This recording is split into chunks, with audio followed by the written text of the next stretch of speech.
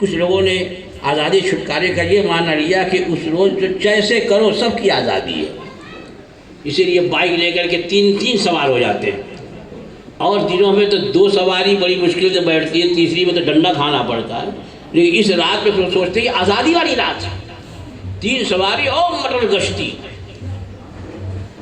کوئی پرواہ نہیں ہے۔ یاد رکھو اگلی قوموں کو ایسے مبارک دن ملے اور ان لوگوں نے ناقدری کی تو اس پوری قوم پر عذاب عام نازل ہوا، پوری قوم یا تو بندر بنا دی گئی، سب ہلاک ہو گئے، عذاب عام نازل ہونا۔ آج جو حال ہے نا ہمارے جوانوں کا بے حرمتی کے سلسلے میں، اگر اور قوم ہوتی تو ہلاک کر دی جاتی۔ یہ تو یہ نبی آخر الزمان کی امت ہے،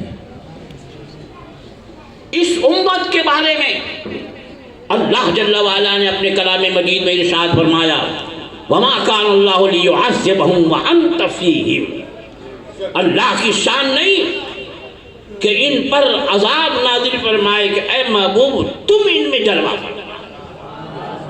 سرکار کا کرم، ان کی رحمت للعالمین کا صدقہ کہ اس امت پر عذاب عام نازل نہیں ہوگا۔ جیسے پہلے پوری امت ہلاک ہوئے، طوفان آیا سب بہہ گئے، زلزلہ آیا سب زمین میں دھس گئے، پوری بستی اٹھا کر پلٹ دی گئی۔ اس امت پر ایسا عذاب عام نازل نہیں ہوگا، لیکن خاص مواقع پر اللہ جل وعلا کا قہر تو نازل ہوتا ہے۔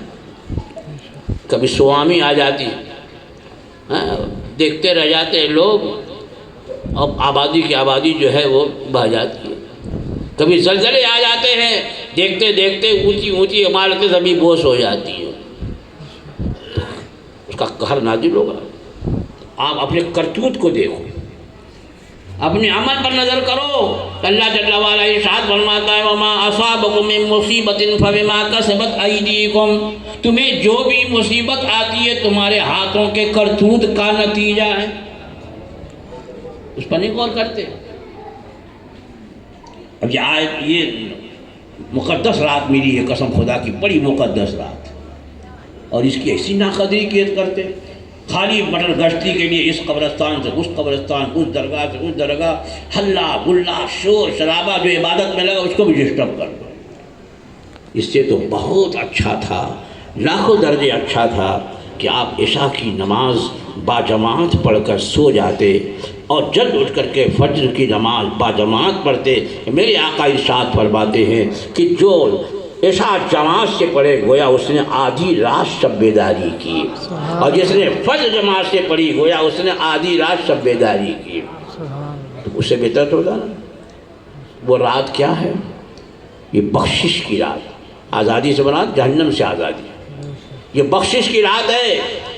ام المومنین حضرت عائشہ صدیقہ رضی اللہ تعالی عنہ فرماتی ہیں کہ رسول اکرم سید عالم صلی اللہ تعالی علیہ وسلم فرمایا عائشہ میرے پاس جبرائیل امین آئے اور انہوں نے بتایا یہ 15ویں شعبان کی شب، اس رات میں اللہ تعالیٰ آسمان دنیا پہ تجلی فرماتا ہے اور اپنے بندوں کی طرف نگاہ رحمت فرماتا ہے، اور اللہ جس کی طرف نگاہ رحمت فرماتا ہے اس کو بخش دیتا ہے۔ اور عائشہ آج کی اس رات میں بنو کلب کے بکریوں کے بال کی تعداد کے برابر اللہ تعالیٰ لوگوں کو جہنم سے آزاد فرماتا ہے۔ سبحان اللہ۔ یہ نہیں، حالانکہ عرب میں بہت سارے قبیلے جو ہیں وہ بکری پالتے تھے، لیکن اس میں زیادہ بکریاں بنو کلب کے پاس، پورے قبیلے میں جتنی بکریاں ہیں ان کی تعداد کے برابر نہیں ہیں، ان بکریوں کے بال کی تعداد کے برابر بخشی ہوتی ہے اس رات میں۔ بال، ایک بکری کا بال تو گنتے گنتے جو ہے آدمی بوڑھا ہو جائے، اور یہاں پورے قبیلے کی بکریوں کے جتنے بال ہیں اللہ بہتر جاننے والا ہے ان کی کیا تعداد ہے، اس تعداد میں اللہ جل وعلا بخش دیتا ہے۔ لیکن چند لوگ ہیں کہ ان کی بخشی رات میں بھی نہیں ہوتی، کافر و مشرک کی نہیں ہوگی، اور عداوت رکھنے والا، دشمنی، مسلمان سے دشمنی رکھنے والا، خنس رکھنے والا، بولتا ہوں خنس، مسلمان سے دشمنی، اس کی بخشش رات میں نہیں ہوگی۔ اسی لیے اعلیٰ حضرت فاضل بریلوی قدس سر العزیز نے بریلی شریف میں یہ دستور قائم فرمایا تھا کہ 14 شعبان المعظم آنے سے پہلے لوگ ایک دوسرے کے پاس جائیں، گھروں میں جائیں اور ان سے اپنا قصور معاف کرائیں۔ اگر میری طرف سے آپ کو دل کو کوئی ٹھیس پہنچی ہے، کوئی تکلیف ہوئی ہے، تو میں صمیم قلب سے آپ سے معافی مانگتا ہوں، معاف کرتا ہوں۔ اور یاد رکھو اس دنیا میں معاف کرا لینا آسان ہے، قیامت کے مقابلے میں قیامت میں کسی معافی مانگو گے تو کوئی پہچاننے کے لیے بھی نہیں تیار ہوگا، معاف کرنا تو دور کی بات ہے۔ سرور کائنات صلی اللہ تعالی وسلم فرماتے قیامت کے دن باپ بھی، اگر باپ کا حق بیٹے پہ آتا ہوگا تو باپ بھی اس دن تمنا کرے گا اے کاش کہ میرا اور حق میرے بیٹے پہ ہوتا تو آج اس کی اور نیکیاں لے لیتا۔ یہ سب سرکار یہ فرما کر آپ دیدہ ہو گئے، آنکھوں سے آنسو کے موتی روانہ ہو گئے۔ کتنا سخت دن ہوگا کہ باپ بھی اپنے بیٹے کی زندگی میں پوری زندگی اپنی اولاد کے لیے قربان کر دیتا ہے، کماتا ہے، کھلاتا ہے، بڑھاتا ہے، پڑھاتا ہے، لیکن قیامت کے دن وہ بھی معاف نہیں کرے گا۔ اسی لیے قرآن مجید میں ارشاد ہوا یوم یفر المرء من اخیہ وامہ وابیہ وصاحبتہ وبنیہ۔ اس روز بھائی بھائی سے بھاگے گا، یوم یفر المرء من اخیہ، انسان بھاگے گا اپنے بھائی سے، اپنی ماں سے، اپنے باپ سے، اپنی بیوی سے، اپنے بیٹے سے، کوئی کسی کو باپ سے بھاگ رہا ہے، بیٹے سے بھاگ رہا ہے، کوئی چھٹا نہیں ہوگا اس دن۔ تو قیامت کے دن پر مت چھوڑو، اسی دنیا میں معاف کرا لو۔ حقوق العباد جب تک بندہ معاف نہیں کرے گا اللہ بھی معاف نہیں فرمائے گا۔ دنیا میں معاف کرو۔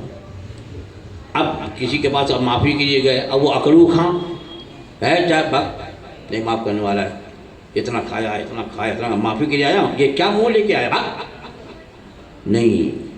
میرے آقا ارشاد فرماتے ہیں کہ اگر کسی مسلمان کے پاس اس کا مسلمان بھائی معافی کے لیے آئے تو اگر وہ معاف نہ کرے تو قیامت کے دن اسے حوض کوثر پہ آنا نصیب نہیں ہوگا۔ کتنا سخت، کتنی بڑی اس رات کے آنے سے پہلے، اسی لیے اعلیٰ نے دستور رکھا کہ اس رات کے آنے سے پہلے مسلمان ایک دوسرے سے اپنا قصور معاف کرائیں اور اسے معاف کر دیں، اس طریقے سے قصور معاف کریں تاکہ اس رات میں جن لوگوں کی بخشش ہونے والی ہے ان میں آپ کا بھی شمار ہو جائے۔ اور فرمایا سب کی بخشش ہوگی، لیکن ماں باپ کا نافرمان، آج کل جو ہے ماں باپ کی کوئی اہمیت نہیں ہے، دوست کی اہمیت ہے اور شادی کے بعد بیوی کی اہمیت ہے۔ بیوی نے اگر کچھ کان میں پھونک دیا تو ماں سے لڑنے لگے گا، ماں سے لڑ رہا۔ ارے کبھی سوچا کہ ماں کا اور باپ کا کیا مرتبہ ہے؟ میرے آقا ارشاد فرماتے ہیں کہ ماں باپ کی رضا میں اللہ کی رضا ہے اور ماں باپ کی ناراضگی میں اللہ کی ناراضگی ہے۔ آپ نے سوچا کبھی؟ میرے آقا فرماتے ہیں کہ ماں باپ جنت کا، باپ جو ہے وہ جنت کا دروازہ ہے اور ماں کے قدموں کے پاس جنت ہے۔ تو جب جنت اتنی قریب ہے تو ان کو کیوں نہیں راضی کرتے؟ یہاں وہاں جاتے ہیں، حضرت دعا کر دیجئے، امام صاحب دعا کر دیجئے، پیر صاحب دعا کر دیجئے، کبھی ماں سے بھی بولا، کبھی باپ سے بھی کہا کہ میری دعا کریے؟ سرکار ارشاد فرماتے ہیں کہ ماں باپ کی دعا اولاد کے حق میں وہی مرتبہ رکھتی ہے جو نبی کی دعا امتی کے حق میں رکھتی ہے۔ سبحان اللہ۔ ماں باپ کو راضی کرو، راضی کرو۔ بے شک بیوی کے حقوق ہے لیکن ماں باپ کے برابر نہیں ہے حق ادا کرنا ہے اسے، لیکن اس کی وجہ سے ماں باپ کو ناراض مت کرو، ان کا دل مت توڑو۔ تو جو ماں باپ کا نافرمان ہوگا اس رات میں اس کی بھی بخشش نہیں ہوگی۔ جو خوب روزانہ شراب پینے والا دائم الخمر شرابی ہے اس کی بھی بخشش نہیں ہوگی۔ اور ایک روایت میں یہ بھی ہے کہ جو ازار لٹکاتا ہو، جو کپڑے لٹکاتا ہے ٹخنے کے نیچے، اس کی بھی اس رات میں بخشش نہیں ہوگی۔ تو اس رات کا آپ اہتمام کریے، کل صبح سے لگ جائیے اور کام چھوڑ دیجئے، یہ کام کیجئے۔ کوئی گارنٹی نہیں ہے کہ اگلی شب برات بھی آپ کو ملے، اسی کو آخری سمجھو۔ اور ہو سکتا ہے کہ کتنے ایسے ہوں گے شب برات آتے آتے کل والی جو چلے جائیں دنیا سے۔ ہر وقت اپنی توبہ جاری رکھنی چاہیے، گناہوں سے بچنا چاہیے، اللہ کے غضب سے ڈرنا چاہیے۔ تو وہ شب برات جس میں بے شمار لوگوں کی بخشش ہوتی، جیسی 15ویں شعبان کا سورج غروب ہوتا ہے، شب آتی ہے، 14 کا سورج غروب ہوا، 15ویں شب آئی، اللہ جل وعلا خاص تجلی فرماتا ہے بندوں کی طرف۔ تو اسی وقت سے آپ نیکیوں میں لگ جائیے۔ اسی لیے بزرگوں نے فرمایا کہ سورج ڈوبنے سے پہلے 40 مرتبہ لا حول شریف پڑھے، لا حول ولا قوت الا باللہ العلی العظیم، صحیح پڑھے، نہیں تو کچھ تو بلا لا حول بلا قوت، یہ کون سا بھائی؟ اب ایسا بلا کہتا ہے لگتا ہے واقعی یہی صحیح پڑھ رہا ہے۔ کبھی ہم لوگ کو غور کرنا پڑتا ہے کہ ہے کیا، لا حول ولا قوت الا باللہ العلی العظیم 40 بار پڑھے، اور 100 مرتبہ درود شریف پڑھے۔ مغرب کی اذان کا جواب دے، مغرب کی فرض ادا کرے، اور اس کے بعد 6 رکعتیں پڑھی جاتی ہیں، یہ نفل ہے، یہ نفل ہے 6 رکعت۔ ہر 2 رکعت کے بعد سورہ یاسین شریف پڑھی جاتی ہے۔ اب اکثر لوگ جو ہے وہ صحیح قرآن نہیں پڑھ پاتے، اس لیے میں نے تو اپنی مسجد میں یہ طریقہ رکھا ہے کہ 2 رکعت کی نیت بتا دی جاتی ہے، لوگ تنہا جو ہے وہ 2 رکعت نفل پڑھیں۔ ان 2 رکعت کے صدقے میں اللہ تعالیٰ خیر و عافیت کے ساتھ میری عمر جو ہے لمبی کرے۔ 2 رکعت پڑھنے کے بعد ایک آدمی جو ہے صحیح جو پڑھنے والا وہ سورہ یاسین شریف کی تلاوت کرے، اور سب لوگ اسے سنیں، سب سن لیں۔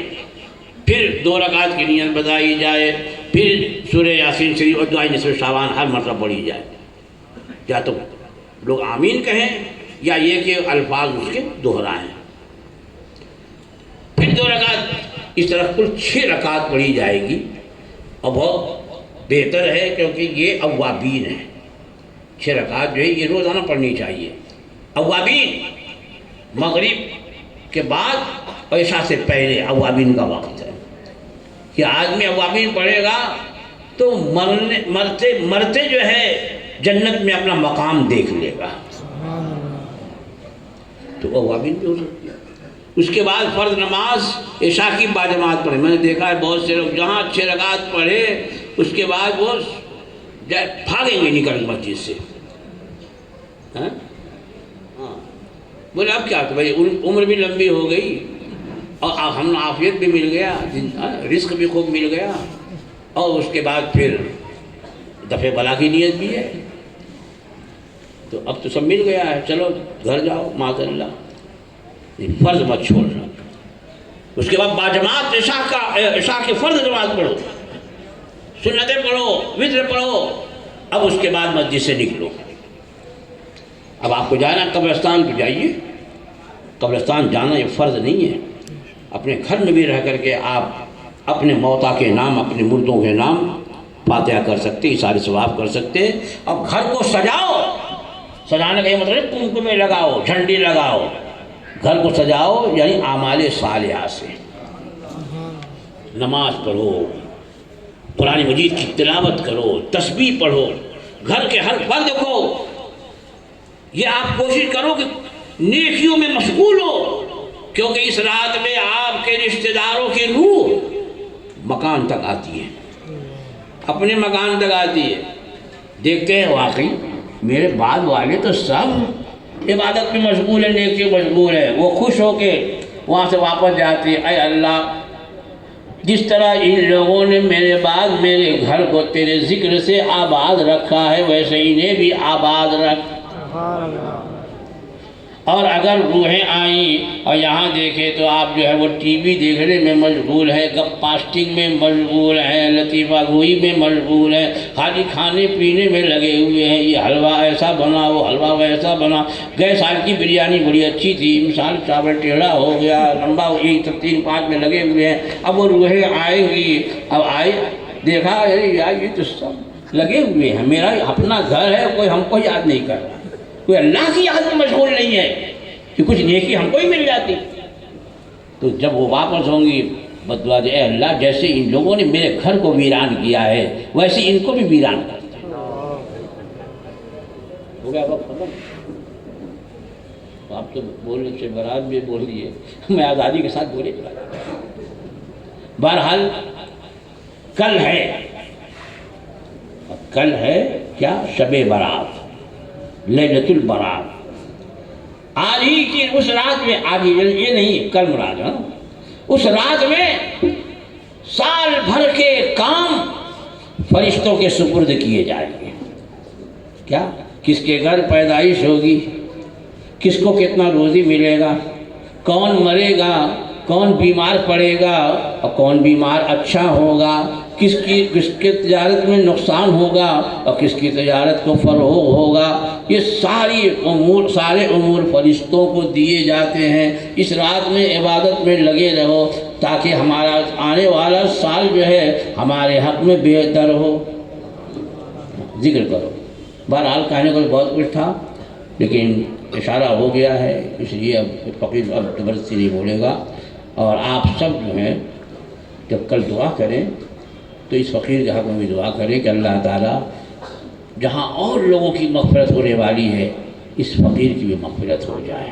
اور میں بھی دعا کرتا ہوں اللہ تعالیٰ آنے والی شب قدر میں تمام سنی صحیح العقیدہ مسلمان جو یہاں پر حاضر ہیں، جو علماء یہاں تشریف فرمائے، مولا آنے والی شب برات میں سب کو بخشے ہوئے میں داخل فرما دے، سب کی مغفرت فرما دے، اور پورا سال ہر ایک کے لیے خیر و برکت کا نزول کا مقام بنا دے۔